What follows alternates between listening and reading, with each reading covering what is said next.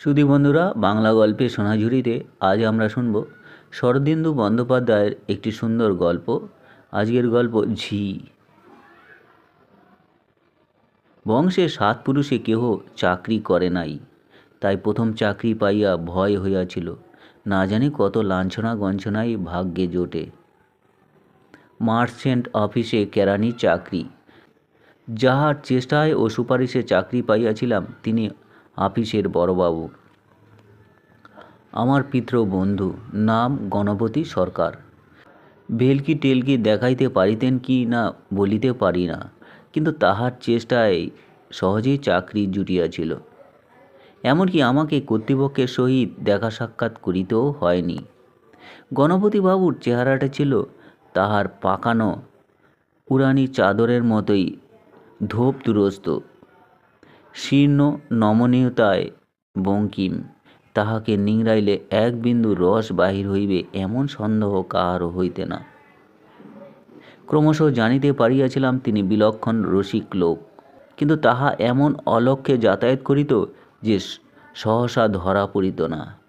তার একটি মুদ্রা দোষ ছিল, কথা বলিবার পর তিনি মাঝে মাঝে মুখের বাম ভাগে এক প্রকার ভঙ্গি করিতেন, তাহাতে তাহার এক প্রান্ত হইতে চোখের কোণ পর্যন্ত গালের উপর একটি খাস পড়িয়া যাইত। এই ভঙ্গিটাকে হাসি বলা যায় না, মুখ বিকৃত বলিলেও ঠিক হয় না। সেদিন প্রথম আপিসে গিয়েছিলাম। গণপতিবাবু শ্বাস পোশাক পর্যবেক্ষণ করিয়া বলিলেন, সব ঠিক আছে, কিন্তু লপেটা চলবে না, কাল থেকে শু পরে আসবে। চলো, তোমাকে বড় সাহেবের সঙ্গে দেখা করিয়া আনি। সাহেবের সামনে বেশি কথা কহিবে না, তিনি যদি রসিকতা করেন বিনীতভাবে মুচকি হাসবে, বলিয়া তিনি গালের ভঙ্গি করিলেন। বেশ ভয়ে ভয়েই সাহেবের সম্মুখীন হইলাম। তাহার খাস কামরায় প্রবেশ করিয়া এক প্রান্তে একেবারে অবাক হইয়া গেলাম। সাহেব মোটেই নয়, ঘোরতর কালা আদমি। চেহারাটা অনেকটা আন্দাজ করা যায়, বেটে মোটা, গজস্কন্দ, চক্ষু দুটি কুচের মতো লাল। তাহার উপর বিলেতি পোশাক পরিয়া অপূর্ব দেখাইতেছিল। বয়স অনুমান করা কঠিন, তবে 40-এর নিচেই। প্রকাণ্ড টেবিলের সম্মুখে বসিয়া এক মুখ পান চিবাইতেছিলেন এবং দিয়াশলাইয়ের কাঠি দিয়া দাঁত খুঁটিতেছেন। পরে জানিতে পারিয়াছিলাম মিস্টার ঘনশ্যাম ঘোষ একজন অতি তুখোর কর্মনিপুণ ব্যবসায়ী। বছরে বার 2 বিলেতে যান, সেখানে কোম্পানির বিলেতি কর্তৃপক্ষ তাহার কথায় ওঠে বসে। বস্তুত বিলেতি সওদাগরি অফিসে একজন বাঙালি এমন অখণ্ড প্রতাপ করে তাহা আর কখনো দেখা যায় নাই। আমার সহিত প্রথম সাক্ষাতেই এমন ব্যবহার করিলেন যে একেবারে মুগ্ধ হইয়া গেলাম। ভয় তো দূর হইলই, উনি যে একজন অত্যন্ত কদাকার ব্যক্তি এ কথাও আমার মনে রহিল না। কথার অমায়িক ব্যবহার মুহূর্তের মধ্যে আমাকে বশীভূত করিয়া ফেলিলেন। এই যে বড়বাবু, এটি বুঝি আপনার নতুন অ্যাসিস্ট্যান্ট? বেশ বেশ, দাঁড়িয়ে রইলে কেন, বসো হে বড়বাবু। আপনি আপনার কাজে চলে যান। বিয়ে করেছ? বেশ বেশ। আরে, তোদেরই তো বয়স, এখন চাকরি হলো, আর কি, মন লাগিয়ে কাজ করবে, দেখতে দেখতে উন্নতি। আমার অফিসে কাজের লোক পড়ে থাকে না। নাও, পান খাও।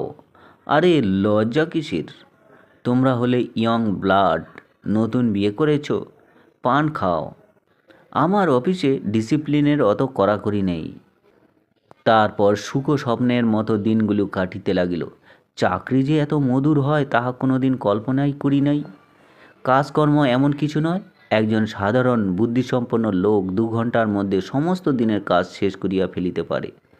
তারপর অখণ্ড অবসর, সমবয়স্ক সহকর্মীদের সঙ্গে গল্পগুজব, বারান্দায় গিয়া সিগারেট টান, কর্তা প্রায় ডাকিয়া পাঠান, তাহার সামনে চেয়ারে গিয়া বসি, তিনি পান দেন, খাই।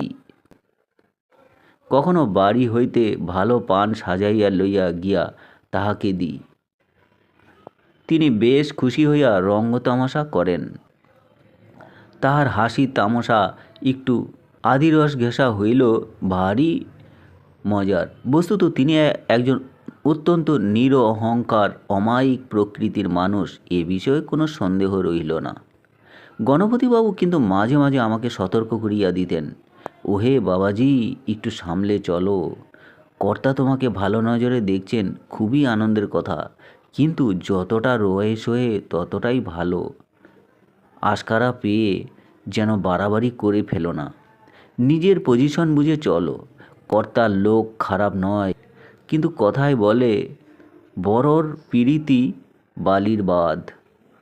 লক্ষ্য করিয়েছিলাম তিনি কর্তার সহিত প্রভুভৃত্যের সম্বন্ধে একেবারে খাঁটি রাখিয়াছিলেন। কর্তা তাহার সহিত হাস্য পরিহাস করিতেন, কিন্তু তিনি বিনীতভাবে মুচকি মুচকি হাসি ছাড়া আর কখনো উত্তরই দিতেন না। মাস দিনে কাটিবার পর একদিন দুপুরবেলা অবকাশের সময় কর্তার ঘরে গিয়াছি।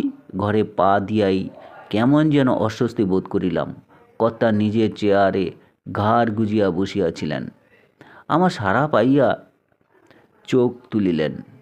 তাহার চোখ দেখিয়া থমকিয়া গেলাম। জবা ফুলের মতো লাল চোখে আমাকে অনেকক্ষণ নিরীক্ষণ করিয়া কর্কশ কণ্ঠে বলিয়া উঠিলেন, কি চাও? এ ঘরে তোমার কি দরকার? তাহার এই রকম কণ্ঠস্বর কখনো শুনি নাই। থতমত খাইয়া গেলাম। আগে আমি। তিনি লাফাইয়া উঠিয়া গর্জন করিলেন, পান চিবুতে চিবুতে পাঞ্জাবি উড়িয়ে অফিস করতে এসেছো ছোকরা? এটা তোমার শ্বশুর বাড়ি পেয়েছো বটে? গায়ে ফু দিয়ে ইয়ার্কি মেরে বেরাবার জন্য আমি তোমাকে মাইনে দিই? যাও টুলে বসো, কাজ করো গিয়ে। তোমার মতো পুচকে কেরানি খবর না দিয়ে আমার ঘরে ঢুকে কোন সাহসে? ফের যদি এরকম বেচাল দেখি দূর করে দেব। হোঁচট খাইতে খাইতে ঘর হইতে বাহির হইয়া আসিলাম। এ কি হইল? নিঃসারে নিজের জায়গায় গিয়া বসিলাম। অতি ভূতের মতো আধ ঘন্টা কাটিয়া গেল। আমি নতুন লোক, তাই বড়বাবুর পাশেই আমার আসন। চোখ তুলিয়া দেখিলাম তিনি গভীর মনসংযোগে খসখস করিয়া লিখিয়া চলিয়াছেন। আর সকলে নিজ নিজ কাজে মগ্ন, কেহ মাথা তুলিতেছেন না। আমি কাঁদো কাঁদো হইয়া বলিয়া উঠিলাম, কি হয়েছে কাকাবাবু? তিনি লেখা হইতে চোখ না তুলিয়াই চাপা গলায় বলিলেন, কাজ করো, কাজ করো। সেদিন সন্ধ্যার পর গণপতিবাবুর বাসায় গেলাম। তক্তপোষের উপর বসিয়া তিনি তামাক খাইতেছিলেন।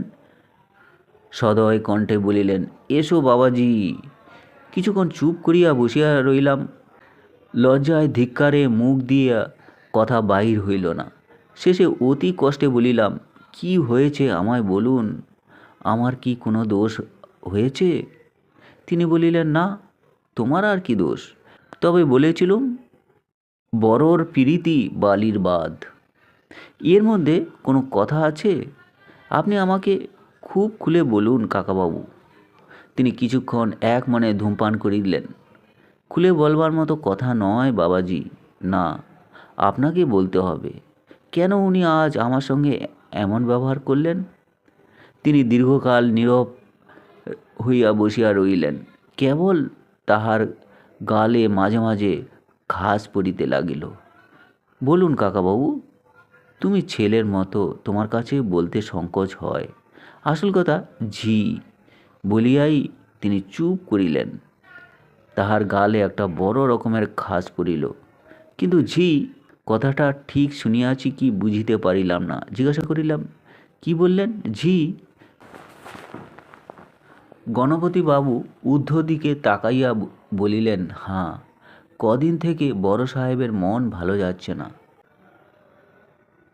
আয়া জানো, আয়া, যেসব ঝি সাহেবদের ছেলে মানুষ করে, আমাদের বড় সাহেবের ছেলের আয়া হপ্তাখানেক হলো চাকরি ছেড়ে চলে গেছে।